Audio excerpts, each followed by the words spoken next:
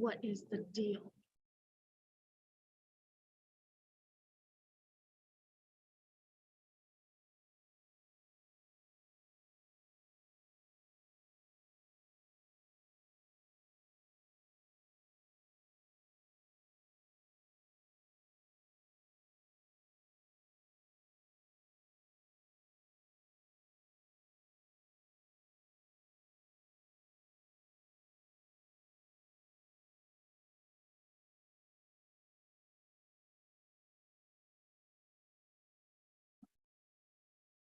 Doing pull-ups today, Amanda. I was doing pull-ups today, and like when I put my head down, it feels like someone's stabbing me in the neck. What happened? It was like doing them like this, and never do them that way. And just, I mean, I'm telling you, like if I put my head down, oh.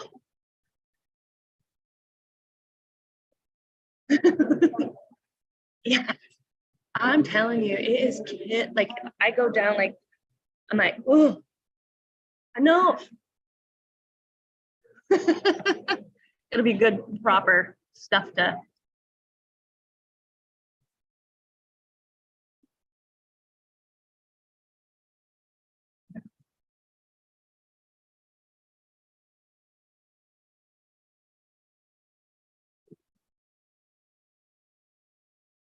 Oh, I don't know why that's keeping happening, but I do not like it.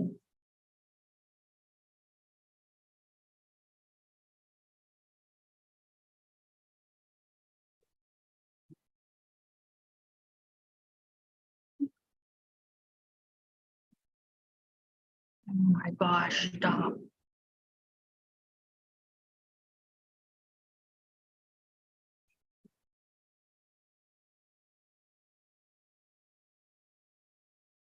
Hey, Chandra. Chandra, can you sign in here for some reason? Like, I don't know why it won't let me do anything else. It won't let me. It won't let me. If I do it, it just pops right back up.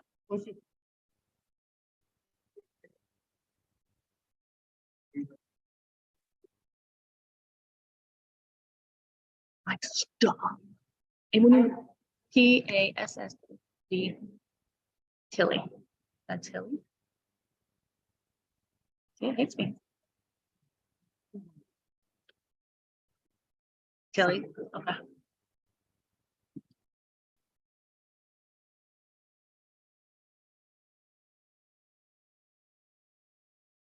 I'm an asterisk girl, not a Tilly. I like it. I don't know what it was. Okay. I love that. Thank you. I don't know what that was about.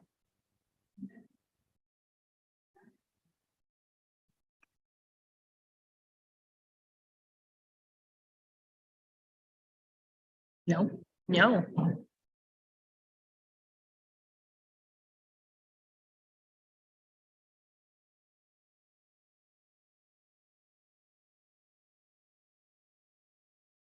Where is that?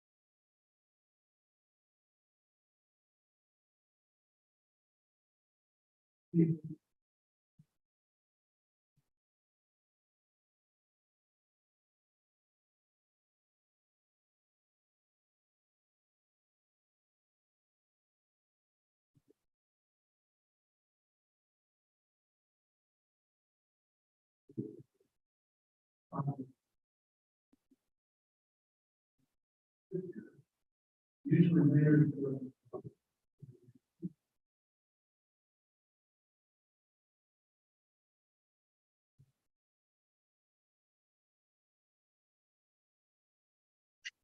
On the other, yeah. On the camera. Yeah. Never been that way. On the governor. here. On the senator. Here. On the monitor. Here.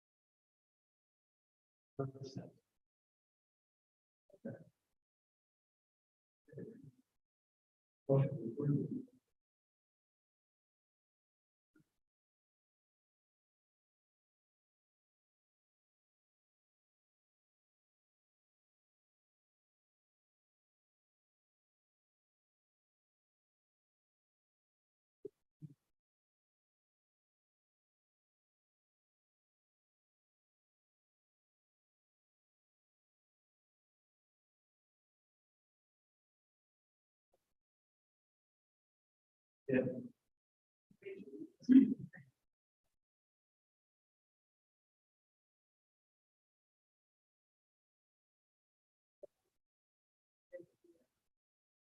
Over everything.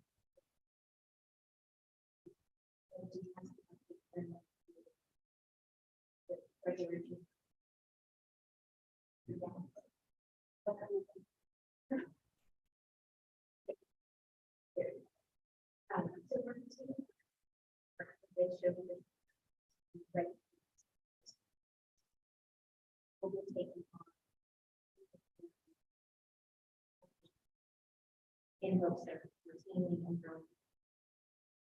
But it's a goal of our staff to meet with one of our members within this calendar year. So beginning with members daily.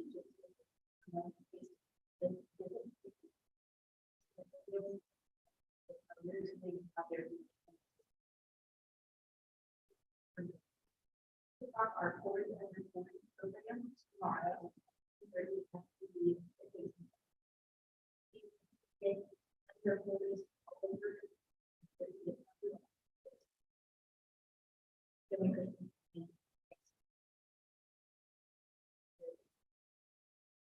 It will go up for we can drive the day of care and help out with some projects around it. Also have a March 14th, right around the corner. They have patients there as well, and we that's so that each candidate can run in any both ways is important to attend. They'll be getting questions by us, will then be translated in the Christian County headliner, so they'll be able to get rid of this.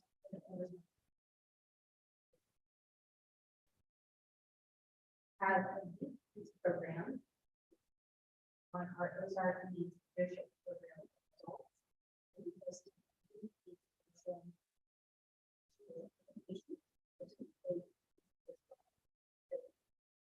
Then we follow this with students and looking for through the school year. The first time before, and then watch some sort of days and past experiences of the adult group.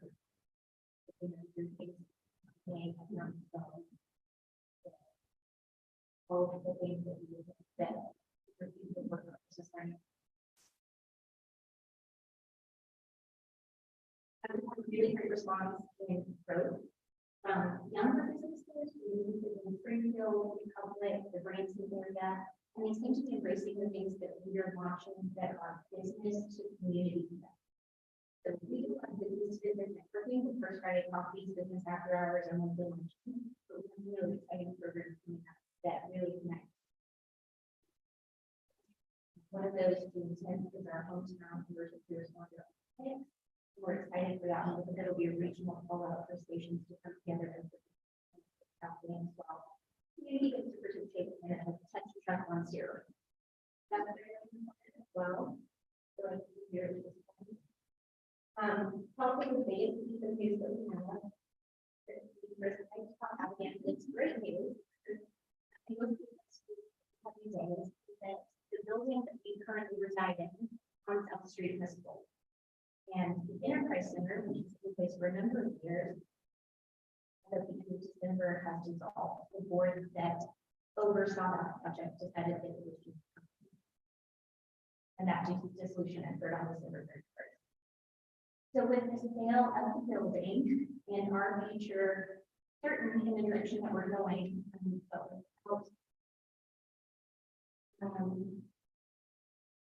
the growth that we would really need to see in our current physical place. We will be going remote for short amount of time. And we don't know exactly when the date will be when we put another, and but we're looking exactly the right thing. And while we are remote in the next month, there's every Friday morning for coffee after the our meal. We'll be listening to complete after hours events in the hopes of drumming up more working more than engagement. Well, where they are. Those businesses, as we promised to do, open that goal is businesses per day. That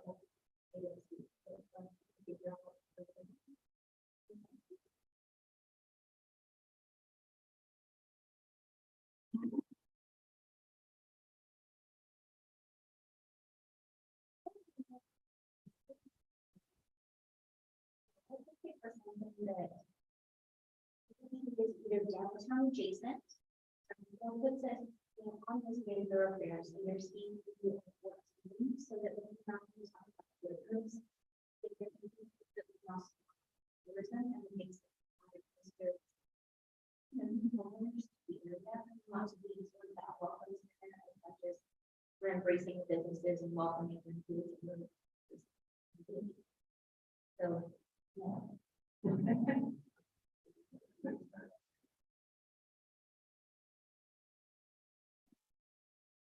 So much of our work outside of the building every single day, and it's really just a win-win place for our kids.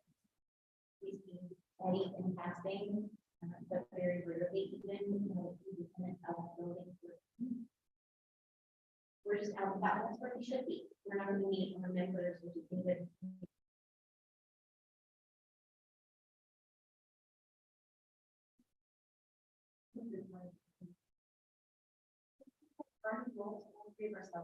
We have two full-time staff members and now the part of the transition is certainly exactly what we have to all bring us wherever we are.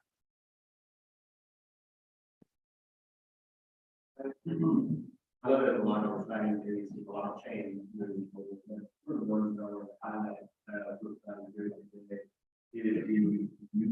we do know that our school district is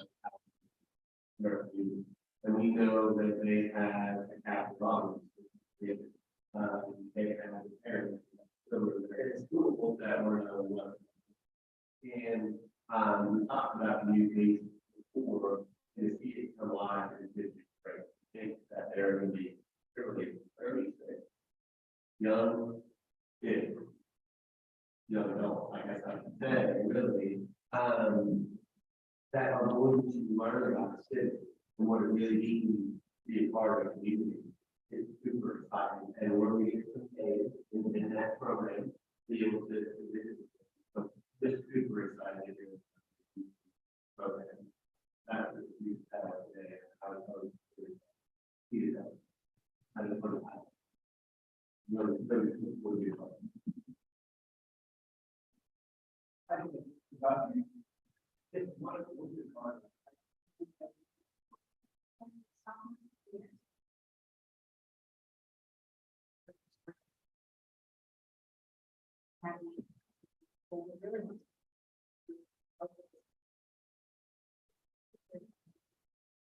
can decide for school.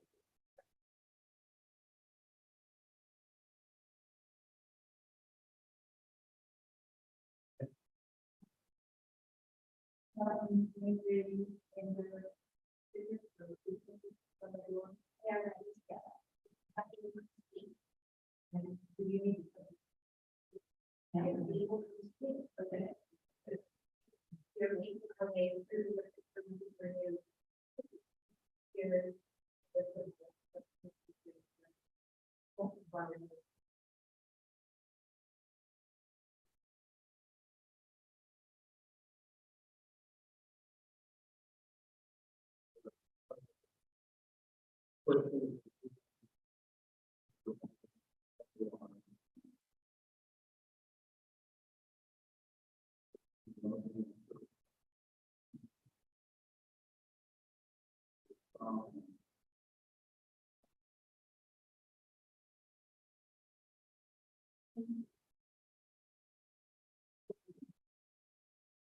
First reading will,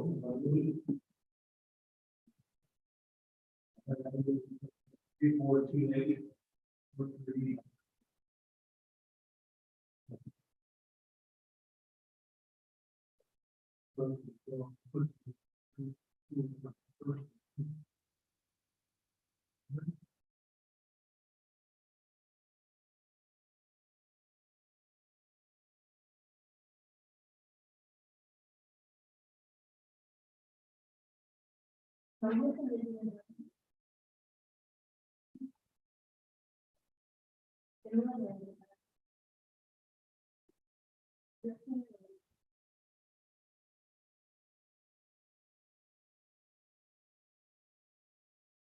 Yes, the application is to rezone approximately 2 acre.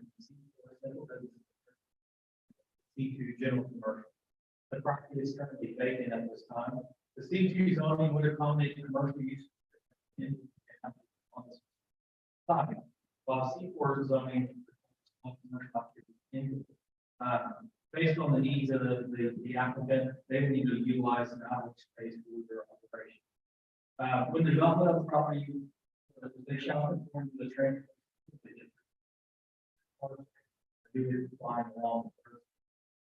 City has adequate water and sewer capacity to serve the future development on this property, and services can be achieved by the development. There are no environmental features that affect this property due to the residential uses to the north and east of PRB shall be during the time of development. The comprehensive plan does note the future land use recommendation as commercial. Due to this and surrounding zoning request zoning district is based on the staff report, staff findings, staff is and also the planning zoning commission record.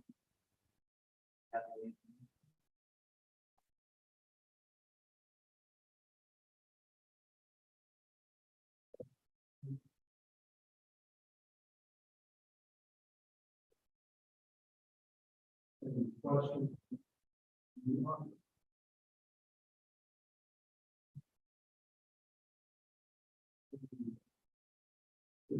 No.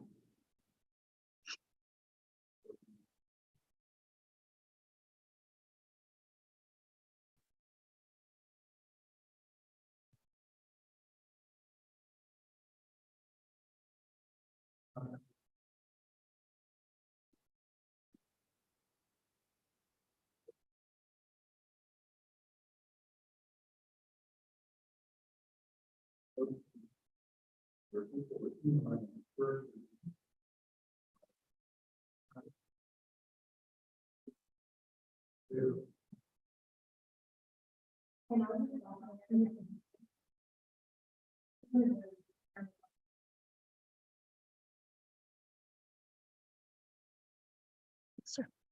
Let me get this shared so I can do it from over here.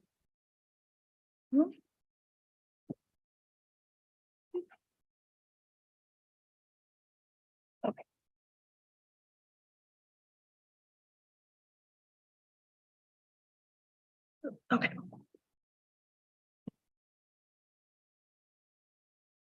So the OC offers a couple of programs that fit under our recreation program. It's our child care program.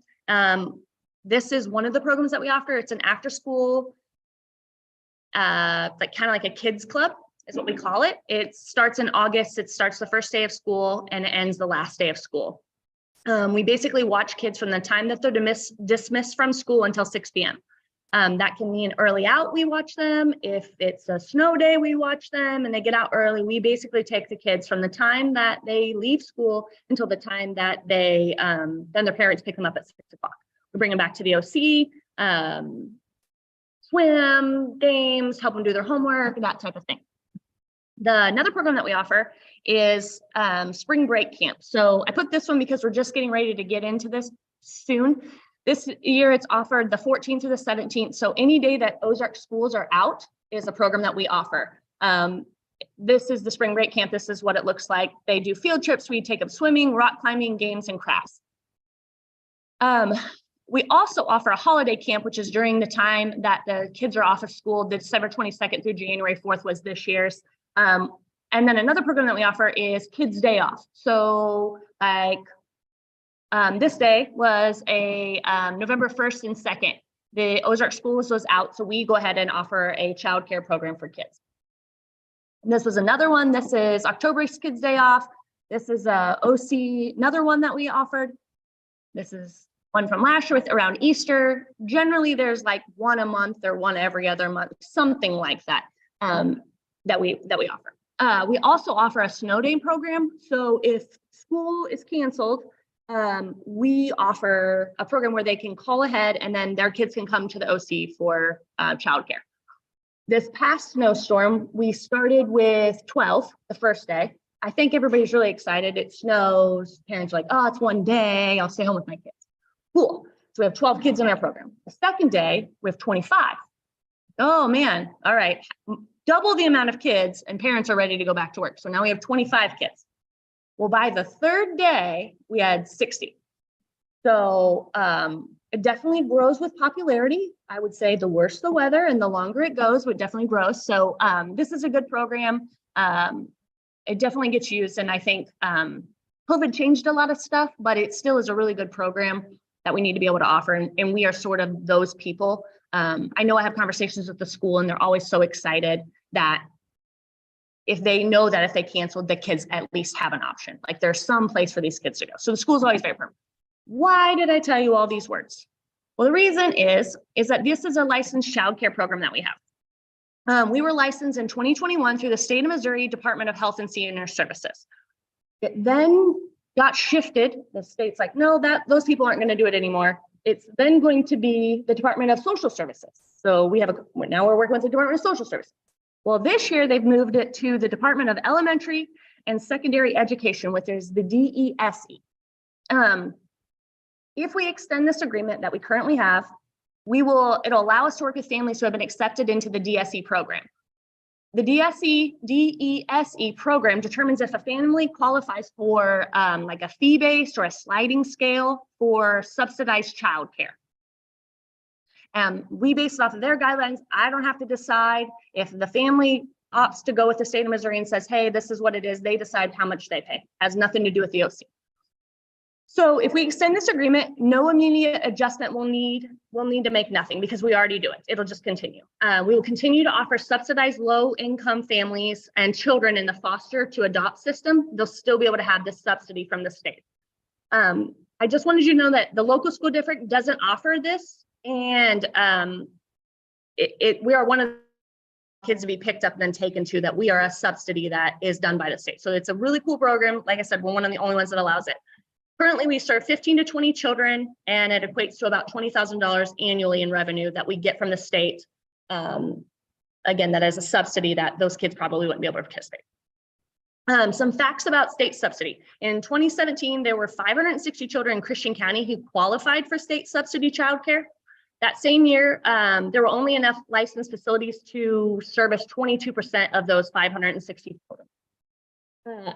COVID changed a lot of stuff for us. And Missouri is reporting that after COVID, there were permanent closures of 10 to 15% of across the state, which is a big deal for us. And I constantly see stuff on Chit Chat where parents are asking for childcare and that sort of stuff. So it definitely is a need in our community.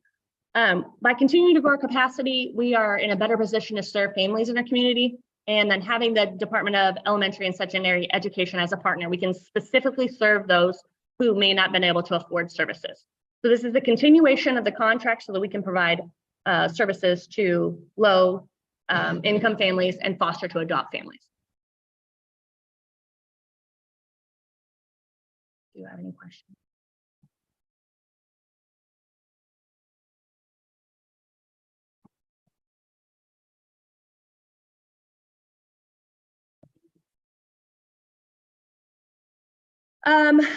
We actually, Alderman Snyder visits us frequently at the OC every day. So there's buses that run from some. We would like to be able to do both. But I mean, we have a bus and then some kids are dropped off at our facility.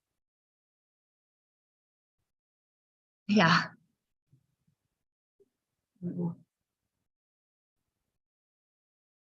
We haven't noticed anything. We don't get to see what those guidelines are. So I don't know if on like the parent side, if there's been some sort of change, but for us, the subsidy amount hasn't really changed. So it's a good program that we've been able to offer. It's nice to be able to say, hey, we're a licensed childcare as well. So we take on the responsibility of reporting all of the training that is acquired, you have to do because you're a licensed childcare facility. So like I said, it's nice to one, be able to serve the families that maybe wouldn't be able to be served. And two, that we can kind of stand behind our name, like, hey, we are a licensed childcare facility.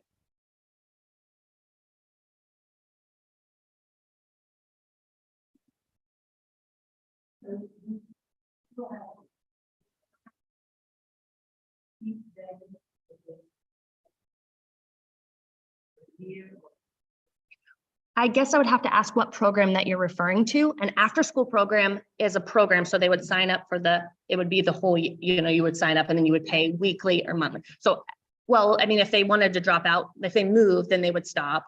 But a lot of them just want it simple. So we auto draft for them. So they sign up, but I mean, it can be at a week's pace or not. And then like the snow day, they would need to call that morning. So our staff get a phone call, hey, school's out. Which kicks off we need to have everything in the system ready to go. And then we need to call staff as fast as we can to get them there by 7 when we start taking kids. And it's a random number, right? 12 is much different than 60 and the amount of staff that we have to stay in that licensing. So it's a little flaming hoop that we like to jump through. But a lot of times when the elementary kids are out, so are colleges. So it allows us to pull some of those college kids from our bench, I would say, like, hey, and they want those hours because they're not going to school. I don't know how they can't get to college, but they can get to Ozark to go to work. So I love it. So.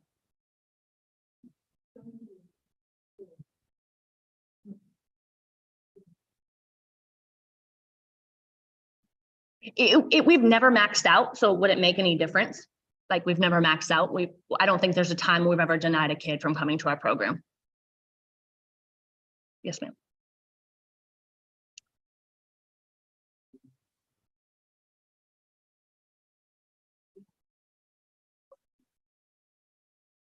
Oh, bud.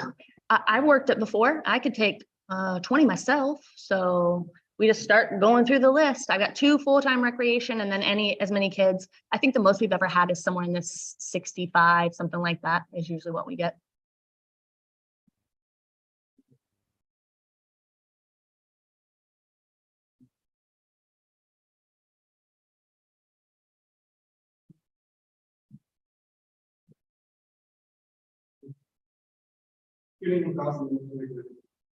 So it's actually this thing, the professor or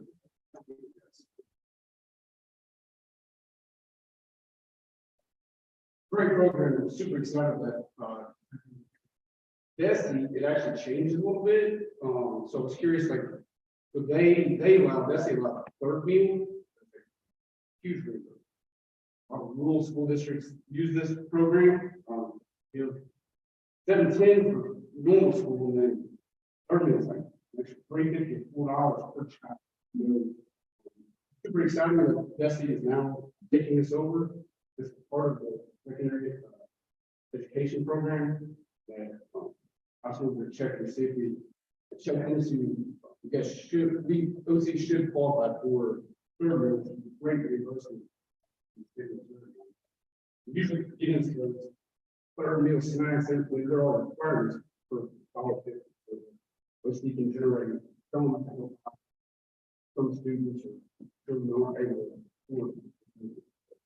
I'm just curious, I'm figuring that out, that's involved with this. So I guess it would.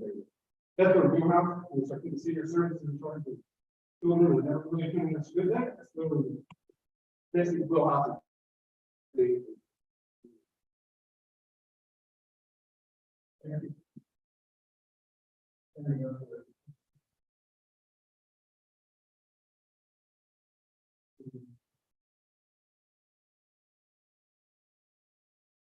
There's nobody on Zoom, sir.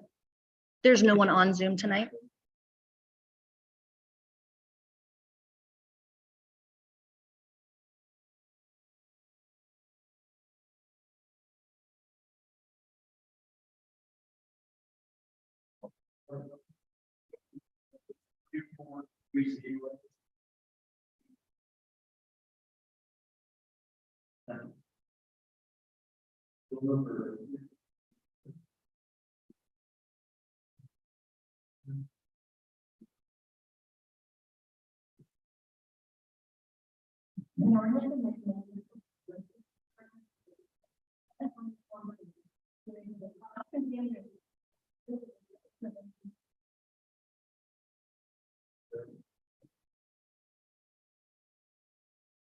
Well, we appreciate everyone's time on Thursday. I thought that was very informative. I think the point came across that it is about compliance. It's a big thing. The natural resource. We are looking to streamline. We're always going to be more efficient while we can. I think it also came across that Mr. Ogden, who's here tonight, is very knowledgeable. We've got a lot of great employees that we're relying on. With that being said, if we have any particular questions regarding this bill that Mr. Ogden's here, we'd be happy to answer.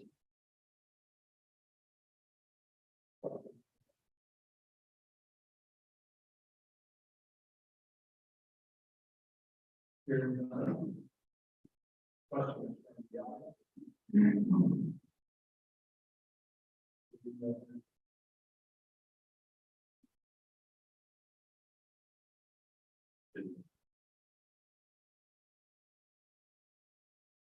There's no one on Zoom. Well, having the bill,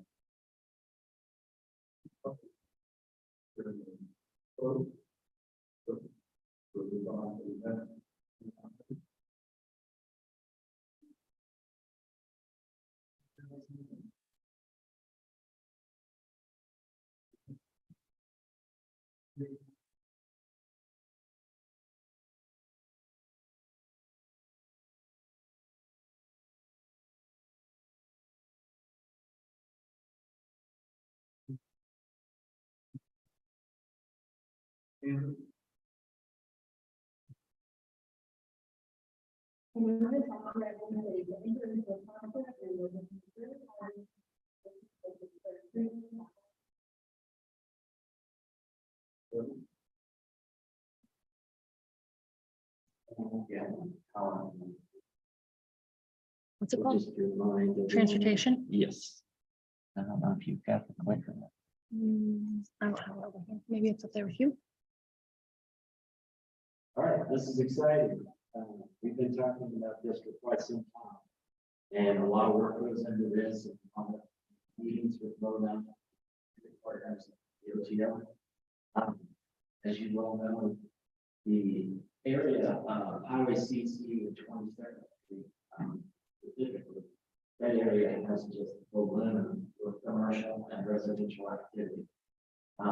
Which is great. Because, some of you are taking water out, you remember that northwest corner of the interchange used to just be hole in the ground, a lot of unsuitable storage.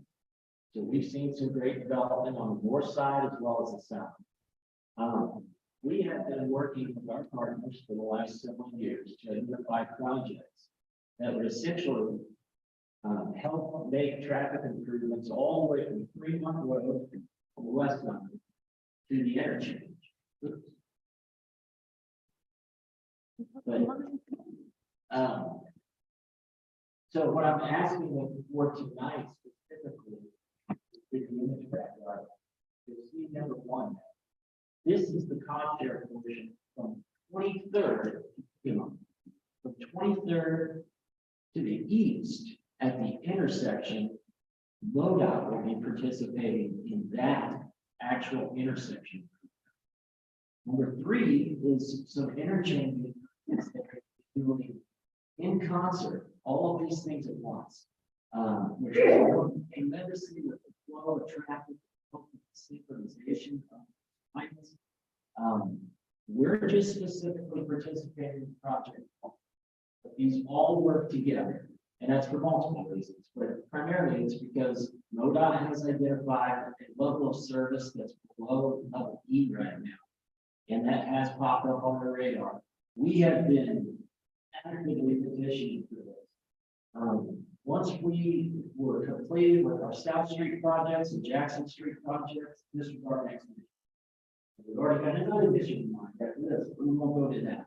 But we're constantly looking for projects. So over the last few months, MoDOT, and here's a little more detail on this. We're starting at Fremont, which would be on the west side here. This goes all the way up to the intersection. You see it go eastbound here through the slides, all the way to this intersection. As you can see, it significantly helps with traffic movement. It's new dedicated lanes. It's designed to handle the type of volume that we're currently seeing, and it's designed to handle future volumes with growth.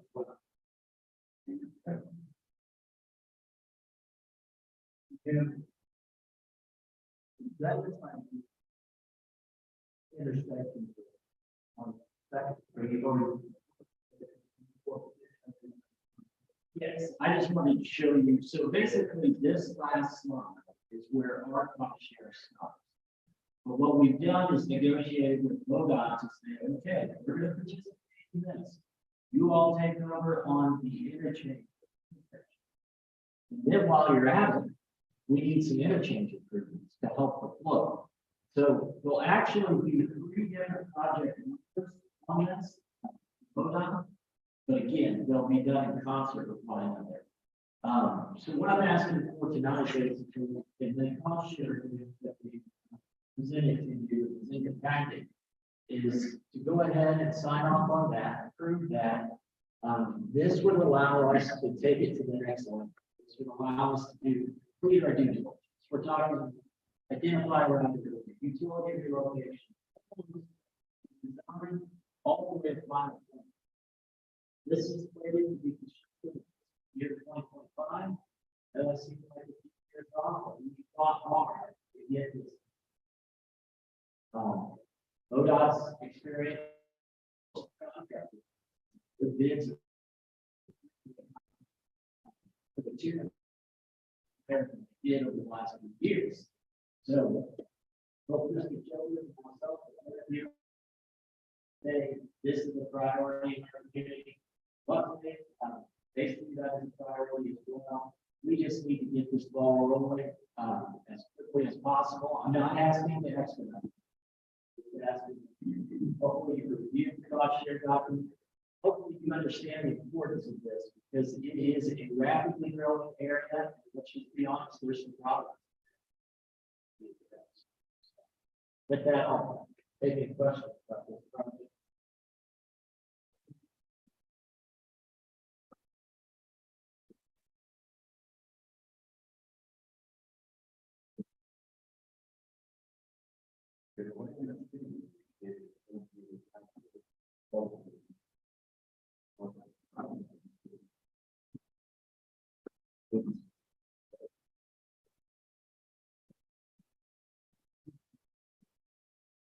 Fiscal year 20. What we're shooting. Estimated data for completion in 2027. And I'm giving it some leeway there. keep that old promise and this large rollout project. Alderman Steiner, I don't know if you remember what we did on Jackson Street, how we approached it one half of a mile so that we could minimize the negative impacts to those business owners, obviously. That was a tough one, but I think we did a good job of getting through that. And we did the same on down.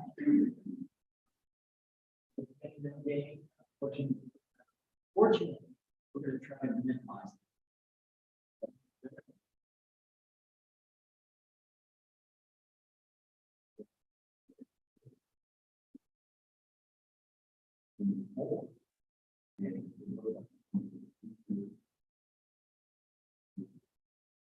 That's worst case scenario.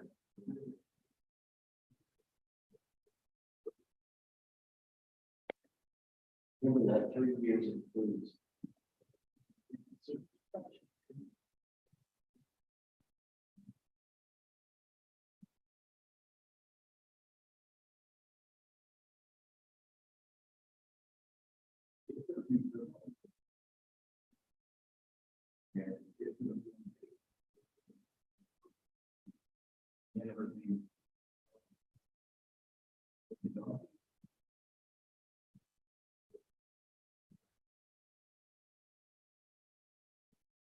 And I want to remind you, we're in the design phase.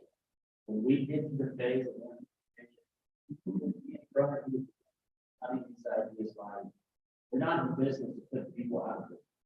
But this is certainly something that you know, we all know needs to be done.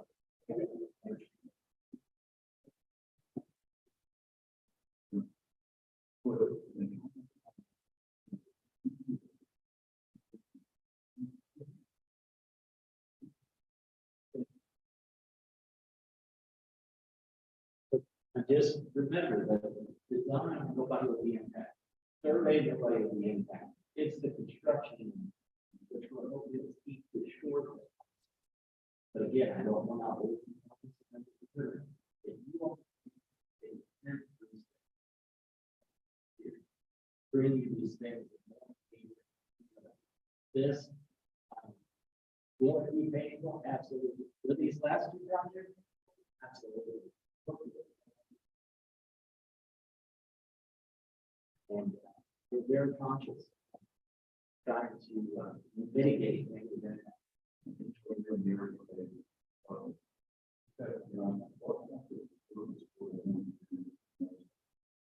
so basically, I'm trying to get the energy. Yeah. So basically, right now we're looking at this is just trying to try to figure out I need somebody off on margin. I think we're forward.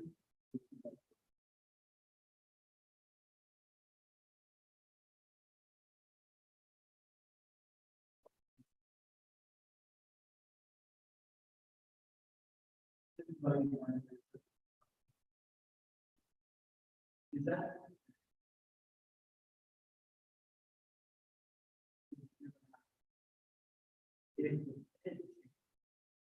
Or the answer is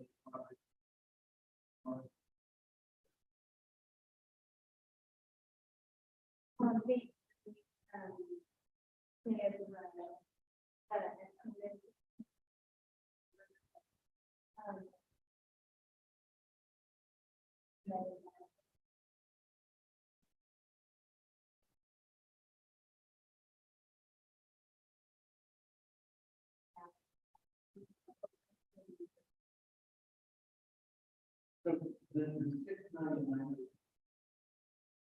is that working off of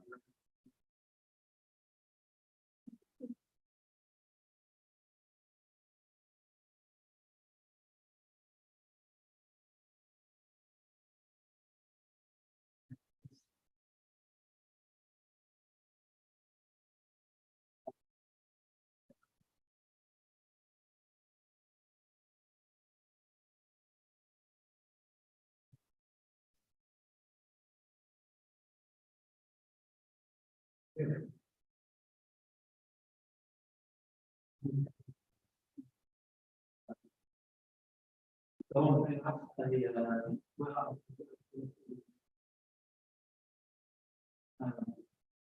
Is the county participating in things that require issuing a road permit?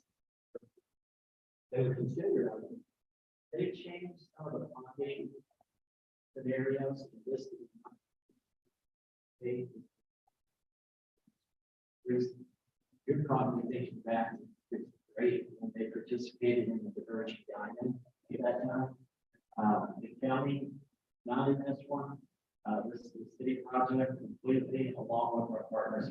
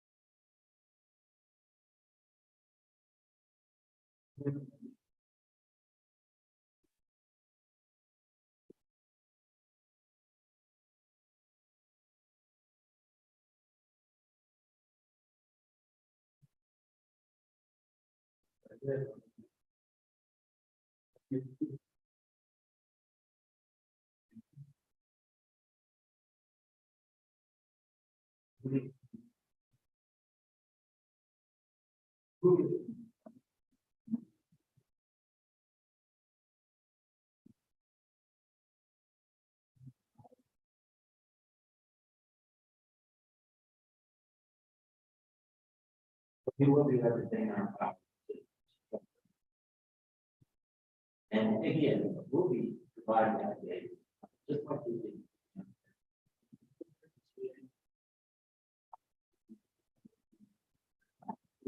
That's right. You think you guys can cut the phone and you guys can know for years that I want to go on out there. I think you just go back to the email.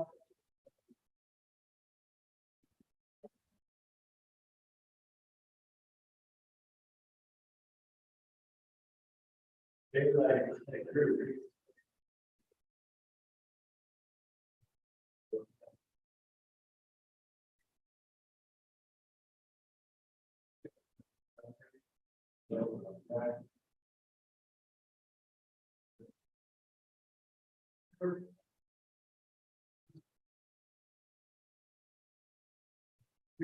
it is right now. That's going to blow right now.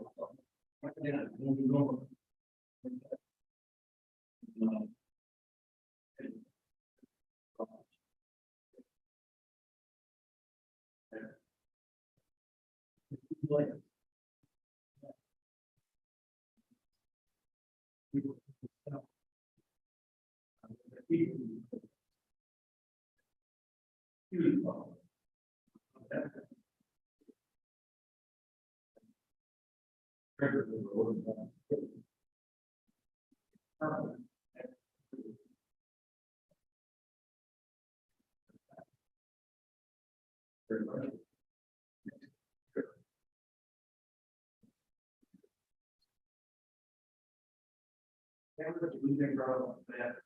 We lost our.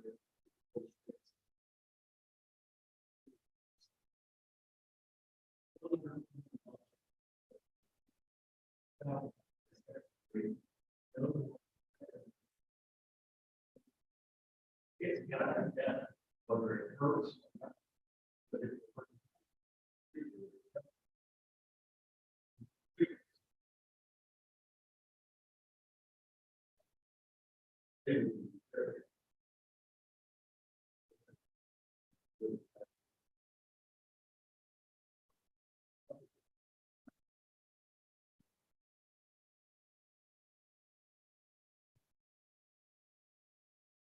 Can't confirm that right now. Still need to. There is someone to Jackson Street, or we work on the north side of the ship. Now, I was maybe trying to move.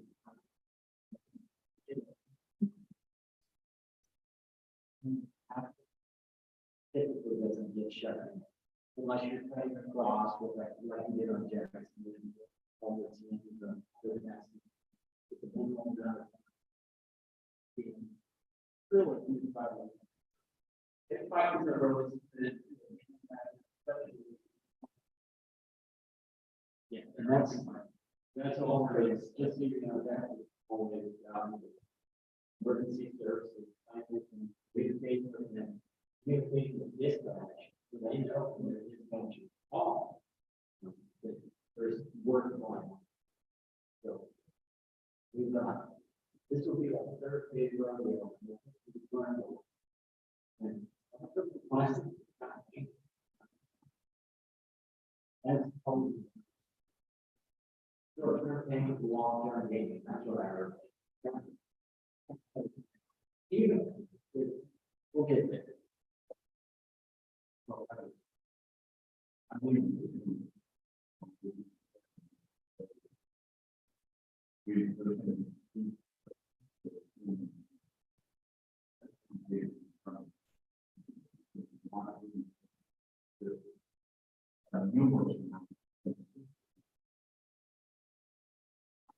I would think that, and you never easily phased out. Before this starts.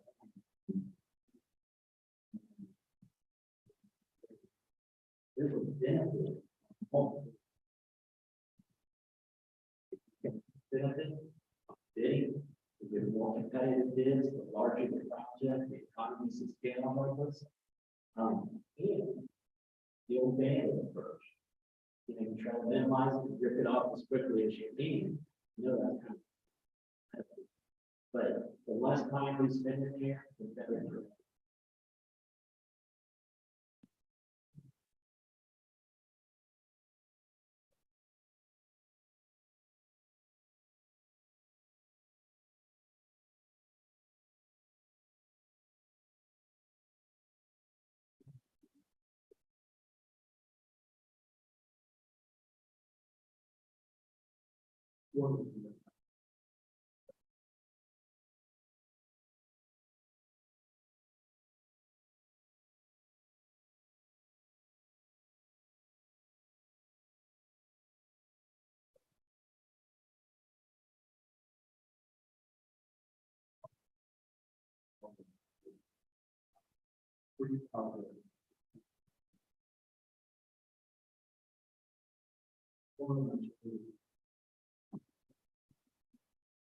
it is.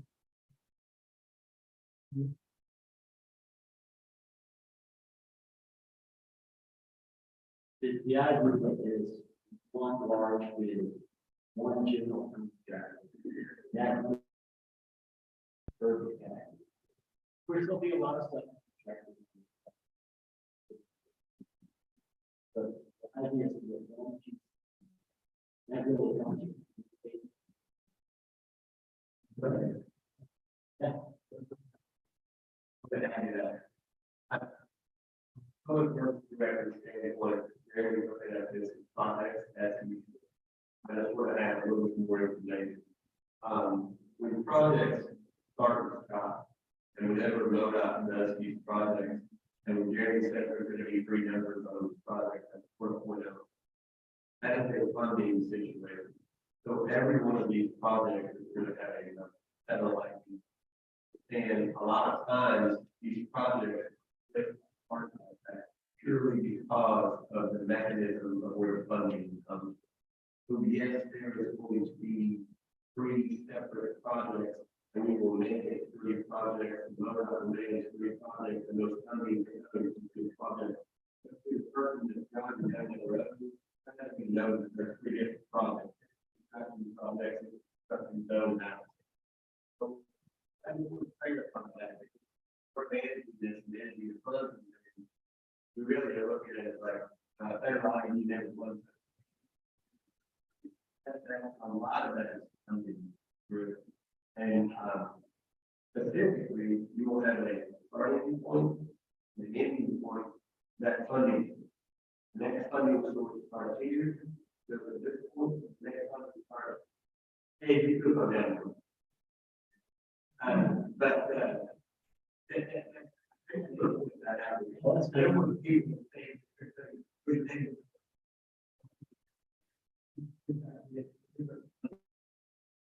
you're on the FPO board, you're working with, you're approving three projects.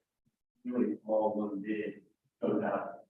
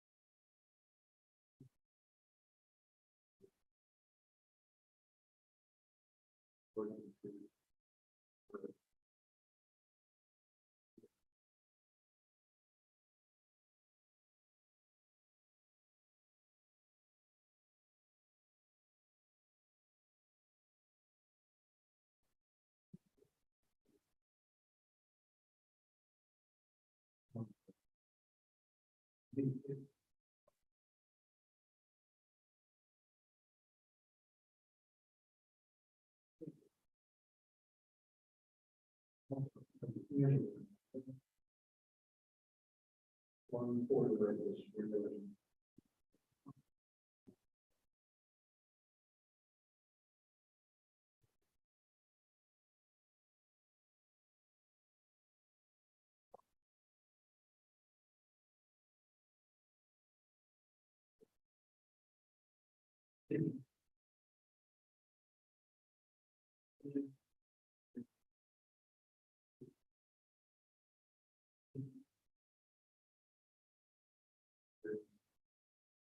I can't answer that question without Mo not being here. I mean, I know that they want to do all three of these together, but I would hate to miss it if that happened. But yes, I feel like all of them down in one.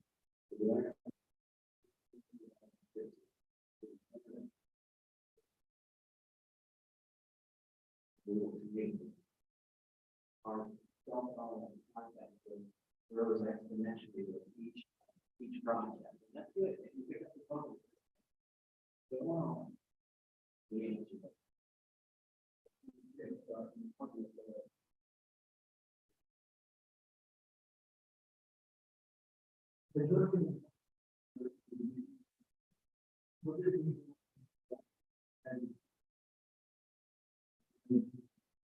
They have not confirmed the student mark, GC, being.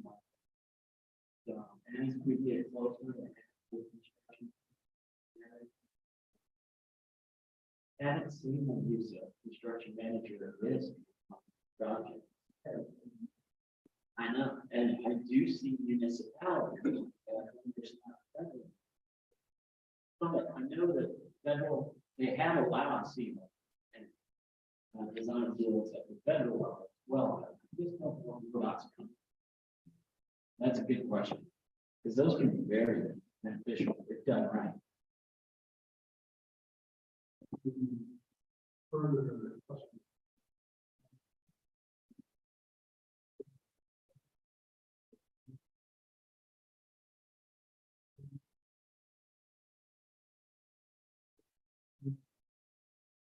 Oh, yes. These things could be more three. Yes. property owner trustee of the property. That stretches along 3 Month Road from highway and Green Road over to North Lincoln. Okay, we have both sides of the road there. And I apologize, I came into the middle of this thing. There's no meeting. So I came into the middle.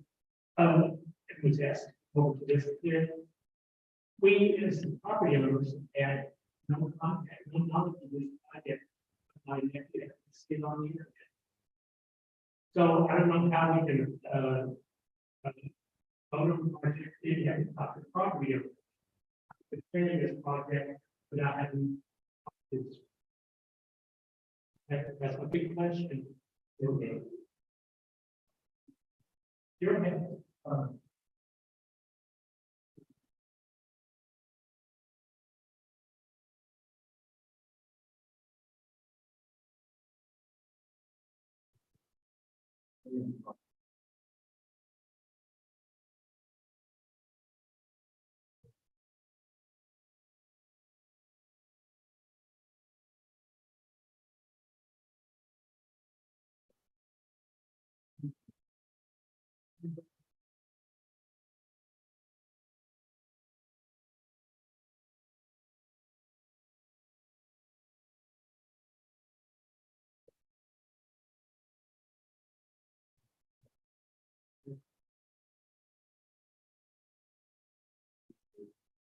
No, I don't see, the plan is going to involve my property, and so it's on the property.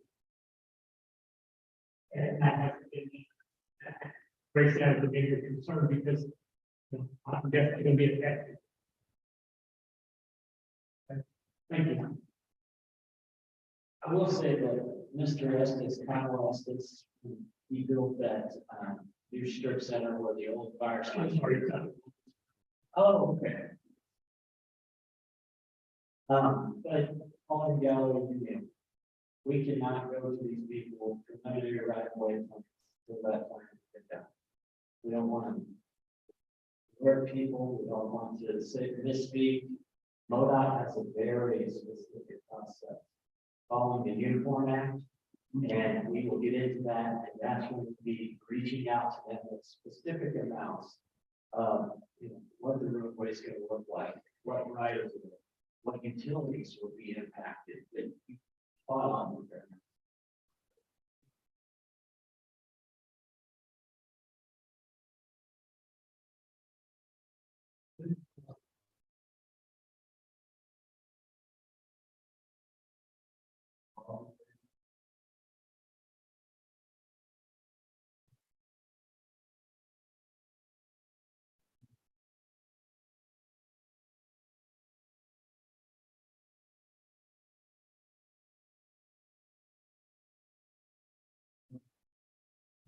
Very creative, all the same for it. No, man, you know, and of hearing, and plays. Pains. The but we. You think that we're not. Land.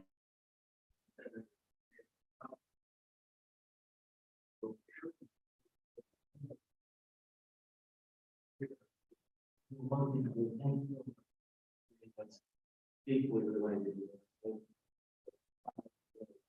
One of the major components of this process is what we call public involvement. They will hold all of those things are established.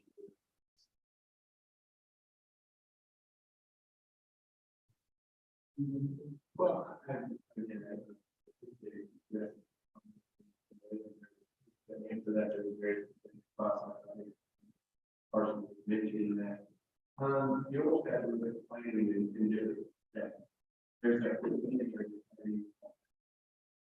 planning part is nothing but one thing, even though they keep pictures up there, there's no survey, no, you know, topography or anything done to the. The limited part is just to try to develop a cost estimate. Okay, and the engineers develop that cost estimate on their best guess of what a typical roof section cost to do. Okay, and, and by federal highway commission guidelines, we have to go through that process. So until they're able to develop that number, that is the only way they can create a contract to present to the board to say, here's what we think. Again, you're like, right, here's what we think is going to cost. And this is supposed to be get. So after we go through this step, that we're required to go to utilize the funding, then we go back to the department. And we will fully engage all landowners, public, because again, final plan, even the draft plan really hasn't been done. So you see a picture, there's nothing more than. Again, I appreciate your comment. Absolutely, if I was a landowner, we're just getting through this very first step, which is the additional cost of evaluation, the agreement, use capital. Once we get through that, then we can begin the process of communicating with landowners and so on. That's better battle. With that answer, typical process, yes, good question. I'm going to go on. Get it back again.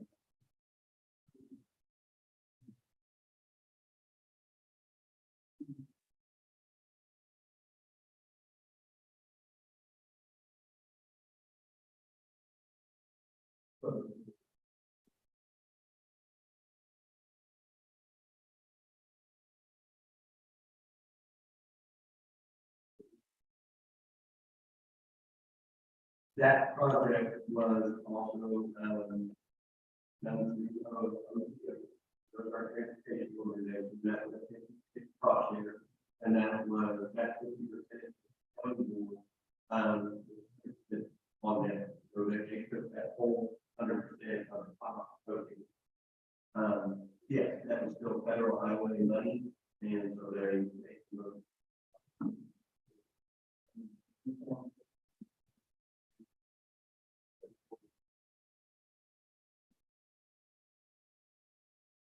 yeah, it's a long time ago, I don't know the rivers that particular project that went through, but, that, yeah.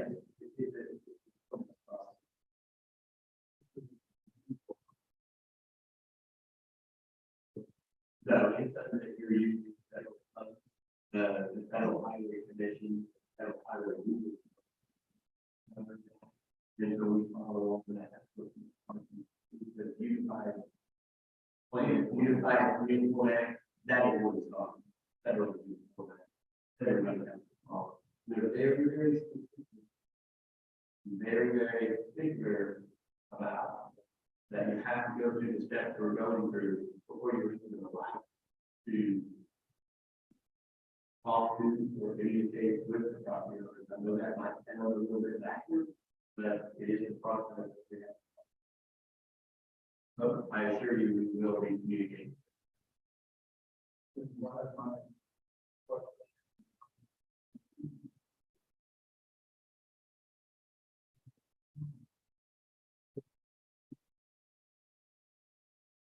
No, sir.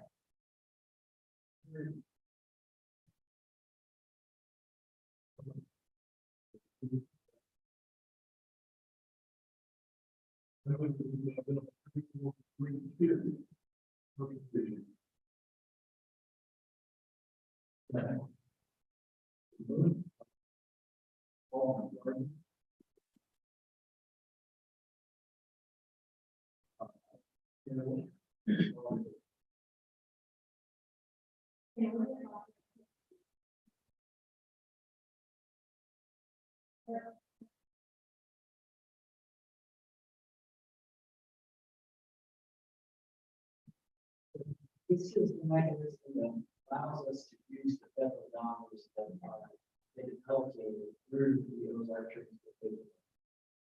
If we go back and look, use this mechanism. Yes. But due to our population and being a member of the LGO, we are allocated a certain amount of funds per year. This lets us borrow against those to basically get the process started. Not technically doing any type of bond or any type of loan or anything like that. It just allows us to work with our STP urban funds, close out and get these processes started. So what we provided for you is a list of things that this funding will help with, including a survey, environmental compliance, public involvement, stakeholder involvement, community coordination, preliminary runway plan, final plans, bidding, and construction. All of these things going in place, we will be able to utilize the funds that we receive from the LGO. We put together an exhibit A, a fund balance by jurisdiction, just to show you the scenario, play out. If you have any questions, Mr. Childers is on the executive committee for the LGO, on the technical planning committee, but I get to see how the sausage is made. He gets to vote on the sausage. Between the two of us, we could probably answer the question. Yeah, but this really is just the funding mechanism in place, all the process.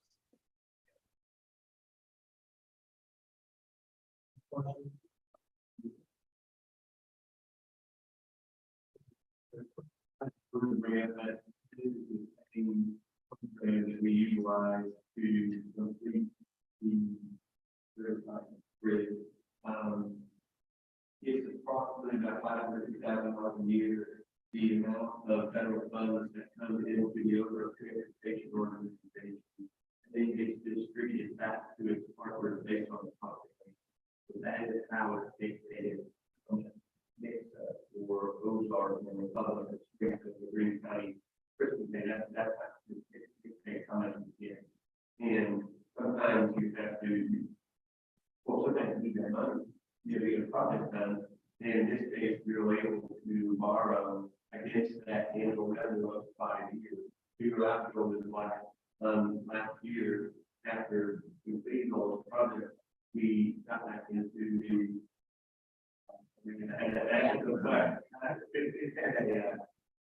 we were waxing, and so that's what we were looking out. I think there was some that we were being paid on a population, and that's how we did it. And the great thing about that is that I'm local money, that is money that we receive from the federal government. And that allows us to maximize our local funds into the federal funds to be able to make a profit. I just want to do that.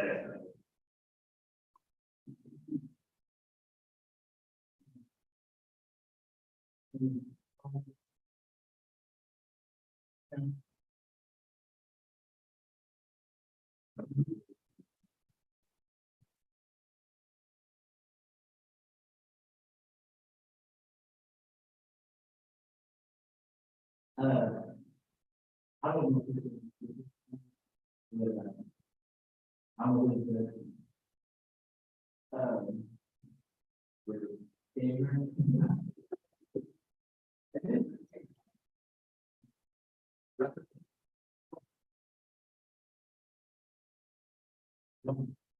All this funding on this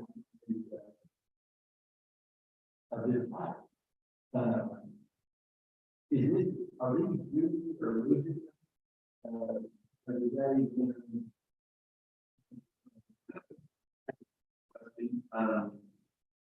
So yes, that is the case.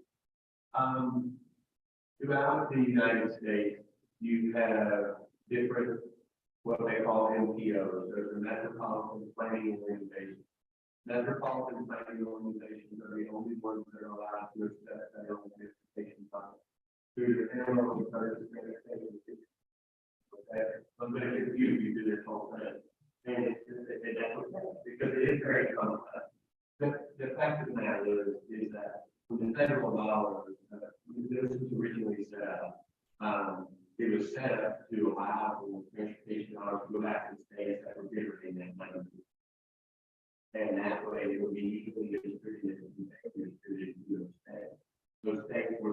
were allowed to create what's called NPO. The Congress, the United States Congress establishes those NPOs. They are not changed locally, they're changed only by act of Congress. I don't believe they changed.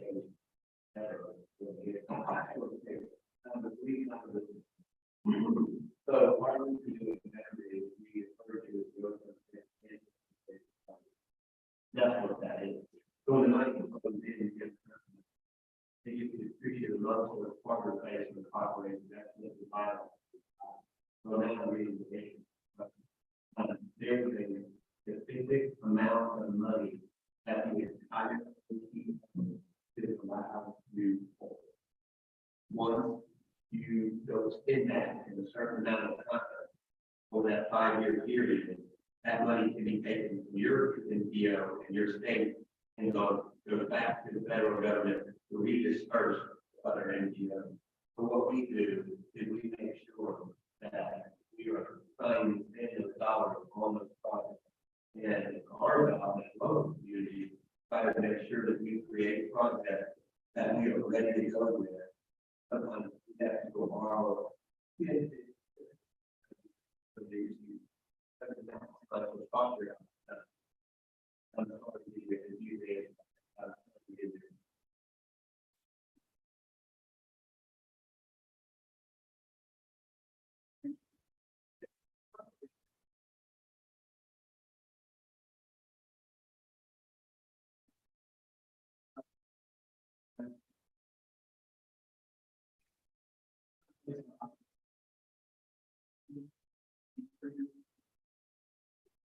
Yeah, it's funny, every time you look at it, you see the breakdown and look at your S and P over. This is not well competitive, it makes it. I would go, if we get a little bit, maintain your population. So yes, as the population gets re-estimated, especially with what's in, that we saw. And if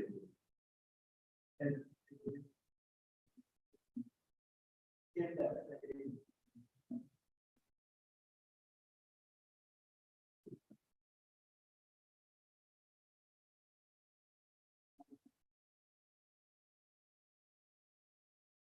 not having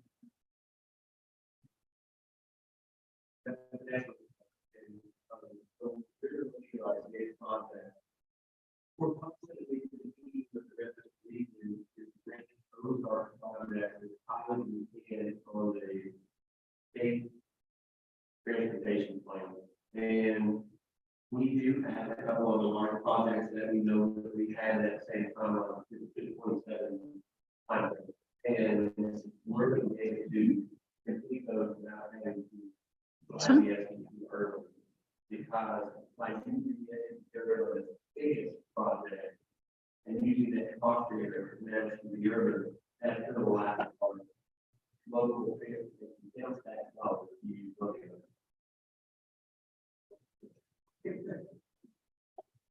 This is a rough draft, but this is what we're constantly trying to do.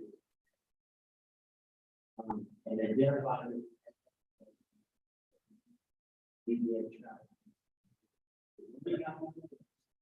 there will be a between definitely. We just again. Actually, I heard the RTA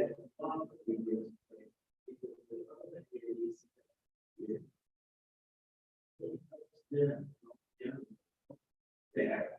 The problem is going to now.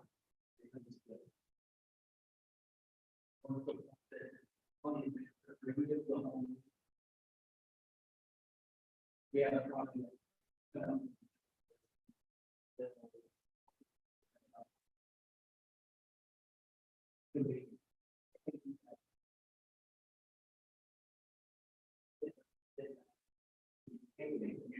We go back to fund the balance, and you can say, hey, I think that the other communities are not able to utilize those funds, but we would like to apply to you. So, yeah, we're not going to highway commission. Federal highway commission just looked at the entire. They looked at those large days, those freaking regions. You all do, And they're just looking at probably that you have it's probably under saying you're not in it, and yeah, otherwise we're moving. So yeah, you can go ahead.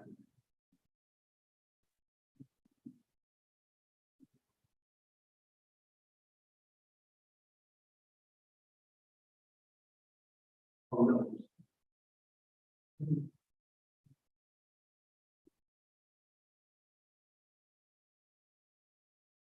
Sir.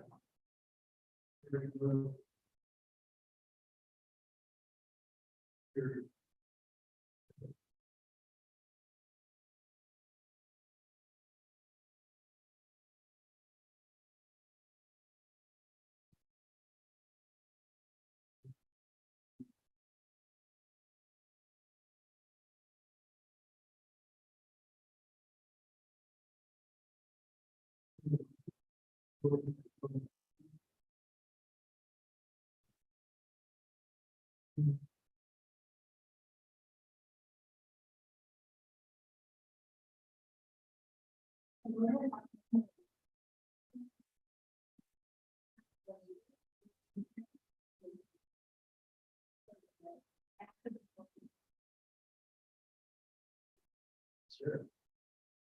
This is annual grants we receive every year from the third party transportation.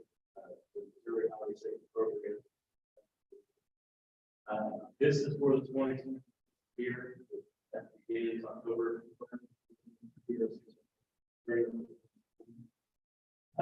We're requesting in vote 4,000 for either the other grant, driving on South Street grant, and $3,600 for kind of. This grant also allows us to apply for other grants.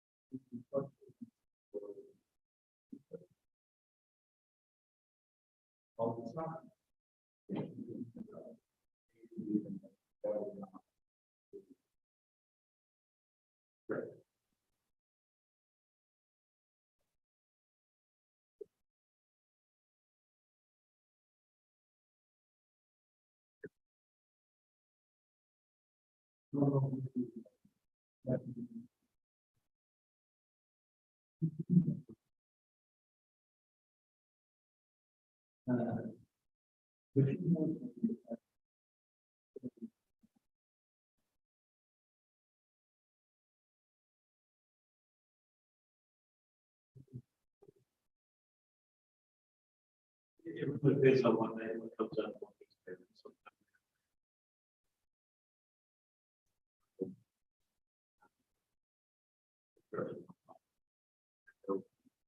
Last year they had some issues. Gave them parts of 5 bills.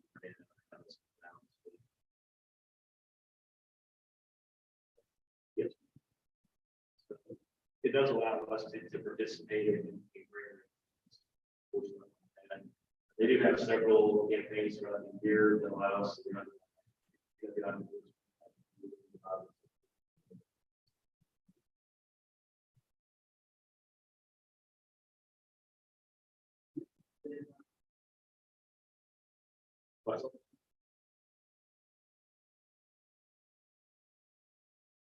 I don't have. I know that each grant allows us to run roughly between 90 and 100.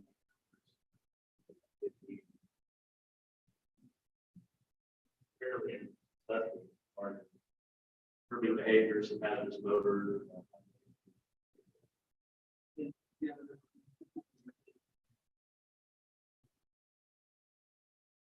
The traffic violations, the data guys are right.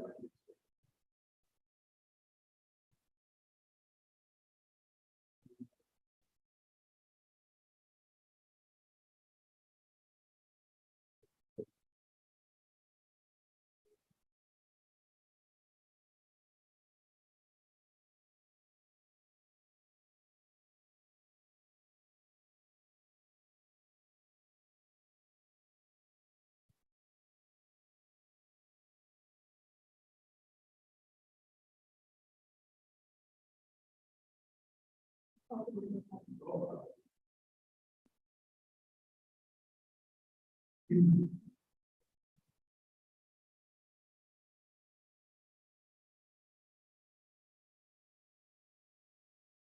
sir.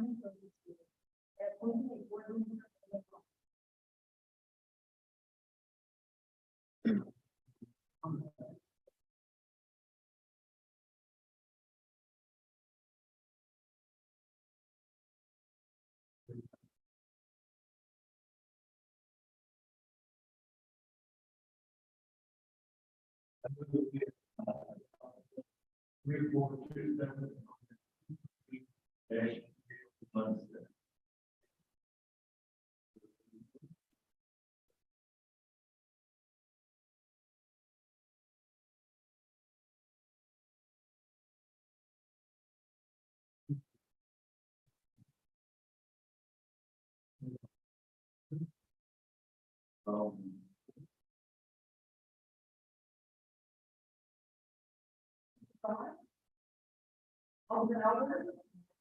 Campbell. Tucker. And Alderman Jackson. Alderman Snyder. Deputy Admiral, motion carries.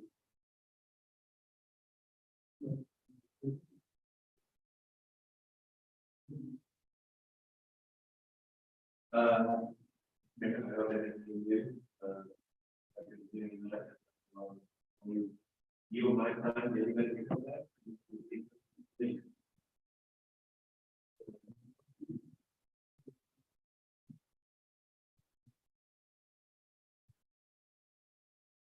Yes, sir. January was a very busy year for us. It was one of the probably the most busy years that we've had in a very long time. We're sitting at around almost 5,400 memberships. Lots of kids' day off. We had a father-daughter dance.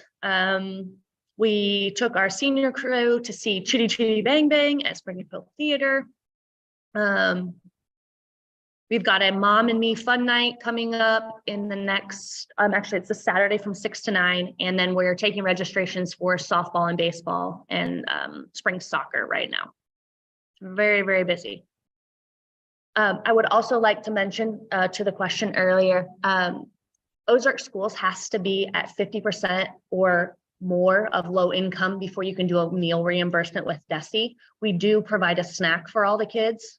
But as of now, until Ozark Schools hits that below 50% for the contract for the state subsidy, we won't be able to do DESE. The closest school that we have is East Elementary, and we're about 5% away from reaching where we can actually apply for a meal reimbursement for those children.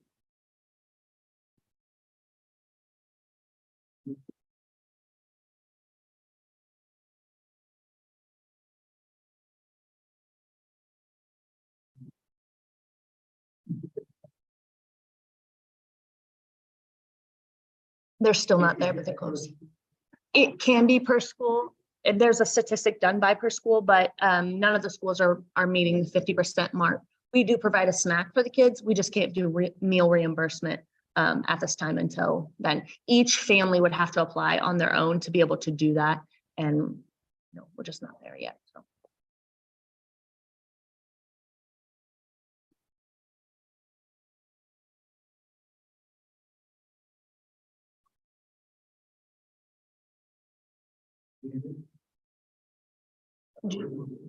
Yes, are there any questions?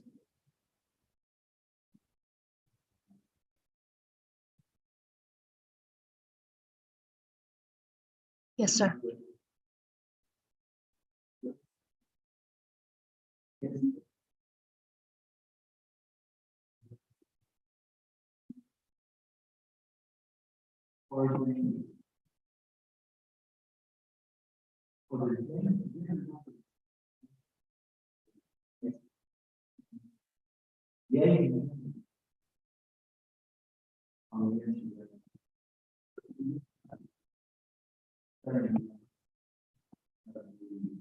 Yeah, I would say probably so. If you move these two ladders, yeah, I agree, it does look that way.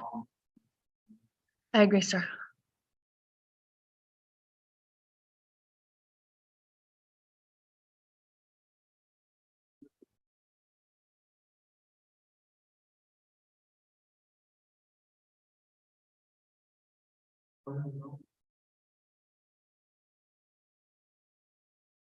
Nothing specific for the report, but I'd be happy to question. I do want to give you an update on another.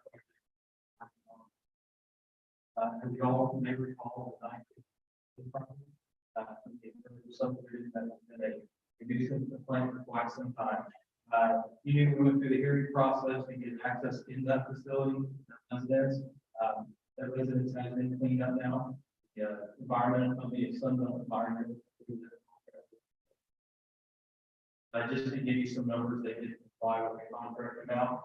They did haul off based on the tonnage reports. The dumpster reports 12,360 pounds of trash, 4 roll-off dumpsters over the course of the they are complete with that. We have secured the launch facility and have posted it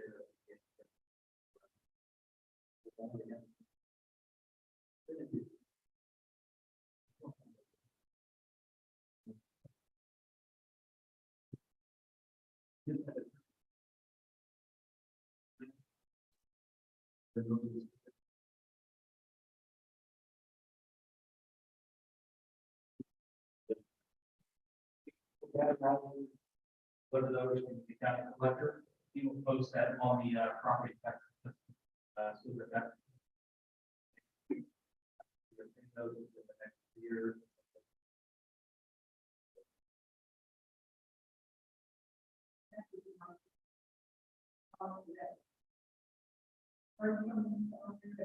And I'm headed report. Well, this started several years ago, but in this case, it's a project, we got this project all.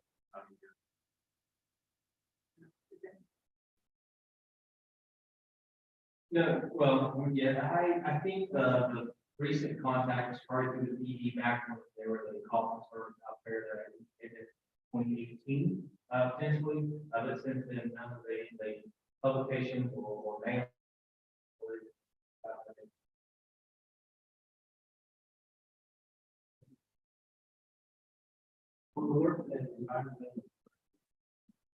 Some of them.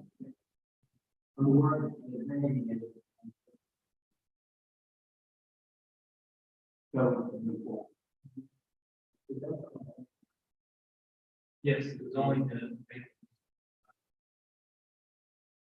Mitigate the smell.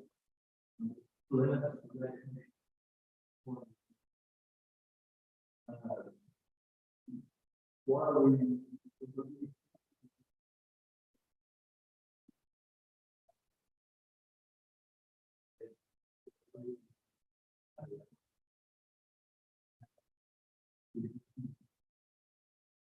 This contract did not include that. When we did initial walkthrough with the specialist, they did not find anything that caused any concern structurally.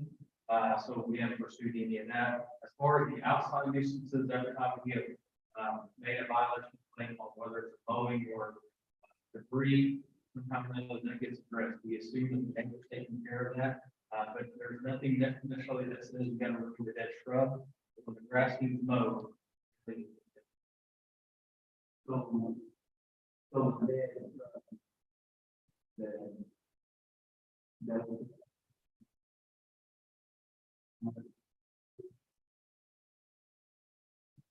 yeah.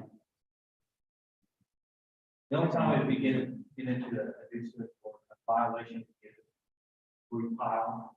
They took all the brush and just piled it out in the yard. Then there was something there. As far as the dead shrub or the bed, landscaping, there's nothing there.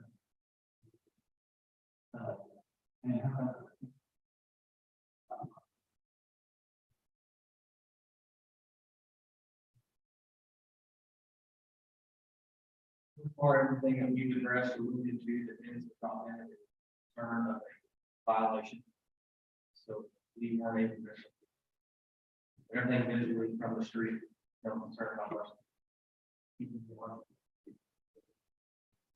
Yeah, and so far everything through the code enforcement officer, he has not had a particular violation.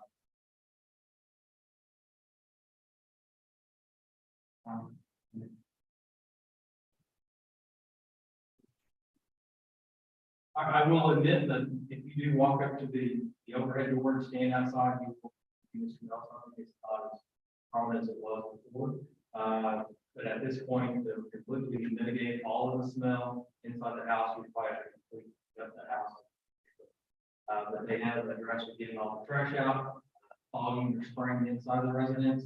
But you probably for a while will still be able to smell right after. I could tell I'm standing.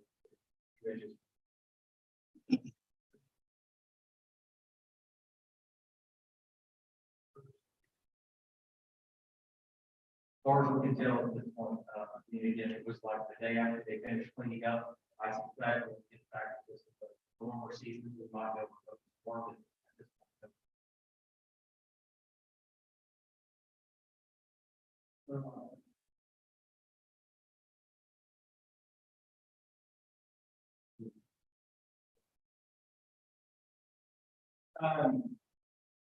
Yes, I mean, there was trash, there was feces, carcasses of animals, the fridge was full of stuff, empty containers and the bottle and package food products.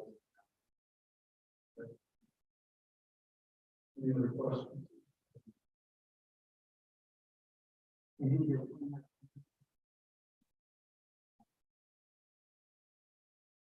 Nothing of concern that was needing to be addressed with this, notice, like a lot of residents here, there is water on the house on an occasional basis. Water could be there, water could go away. But at this time, there's nothing based on. And did not. And we only removed the carpet and flooring, private wall insulation, all that.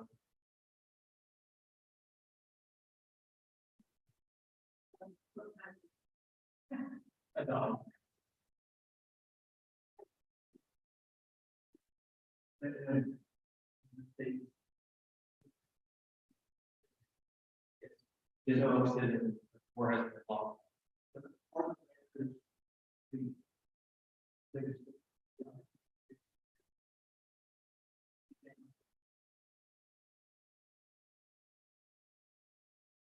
At this point, we, like I said, the doors have been boarded up on the inside, the windows, the overhead. Now we have locks on it, break into, get into it, that the nuisance that was issued prior, maybe that your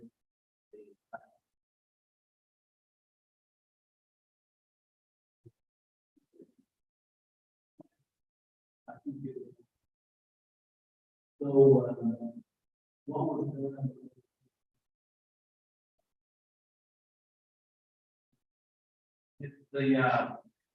that personal property, my understanding was either shifted around out of the way. There was one vehicle that was in there that when the VIN numbers was noted as being a rental car that was never returned.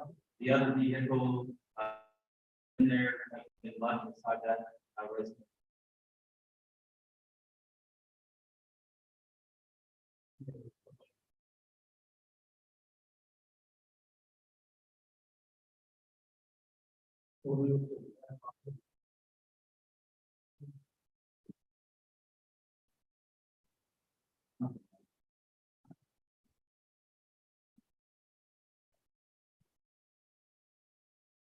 No, we haven't answered any other questions on the other report.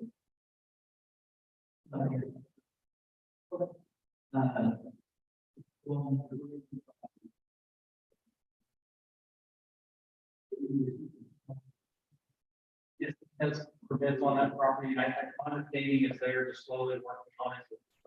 Yeah. You know, times, yeah, they are slowly moving it. Yeah. We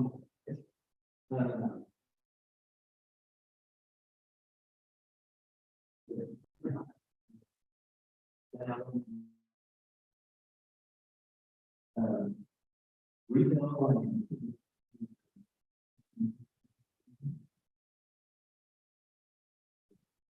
The other end.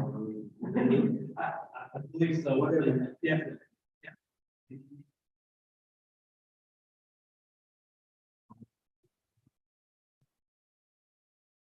Get some businesses shifting around in there and the team committed because they've made application for a sign.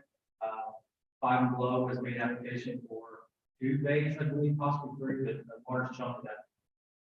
Five and Below. There's one in Springfield around the pie shopping center. It's kind of a $5 and below kind of show. That actually could be.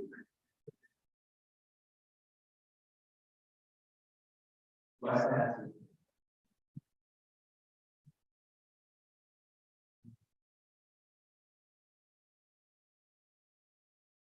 Yes. Any other questions?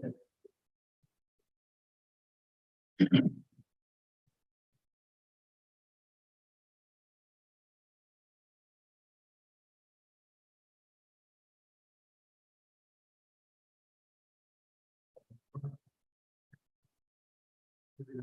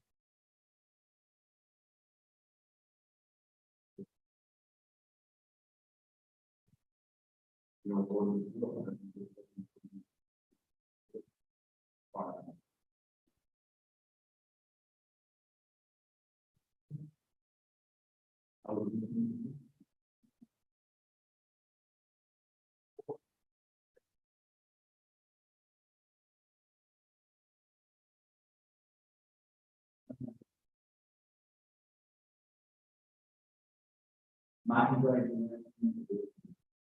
Appreciate it.